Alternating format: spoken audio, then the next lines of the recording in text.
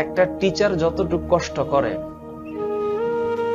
একটা স্টুডেন্টকে তার চেয়ে 3 গুণ বেশি কষ্ট করতে হবে যদি সে জীবনে ভালো করতে চায়। কারণ তুমি তো আমাকে বলতে পারো, স্যার লেখাপড়া না করে তো মানুষ জীবনে অনেক ভালো কিছু করছে করছে স্যার, অনেক স্টুডেন্ট তো জীবনে স্কুলেই যায় না, তাও তো স্যার অনেক ভালো কিছু করছে। এখন প্রশ্ন হচ্ছে অন্য জায়গায়, তর্ক করলে অনেক করা যাবে। এখন তাহলে আমি তোমাকে প্রশ্ন করবো, তাহলে ভালোর মানে কি? আর প্রথম প্রশ্ন, ভালো করছে, এই ভালো মানে কি?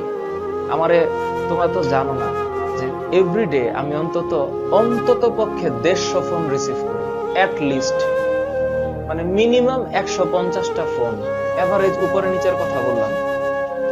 প্রতিদিন স্টুডেন্ট ফোন দেয় আমাকে, অজস্র জায়গা থেকে আমাকে বলে, স্যার আমি ভালো করতে চাই, জীবনে অনেক ভালো করতে চাই।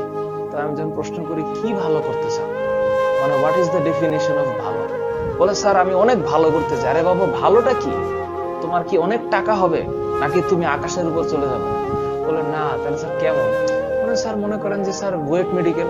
আচ্ছা, বুয়েট মেডিকেলে পড়লেই কি জীবন ভালো হয়ে যায়, নাকি বুয়েট মেডিকেলে যারা পড়ে নাই তারা জীবন আর কিছু করতে পারে না?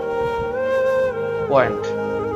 দ্বিতীয় প্রশ্ন আমি তোমাকে করব, যে যারা জীবনে লেখাপড়া ছাড়া ভালো করছে, তুমি কি গ্যারান্টি দিতে পারবা যে তুমি যদি এখন আজকে পড়ালেখা ছাইড়া দাও তুমি ভালো করবা?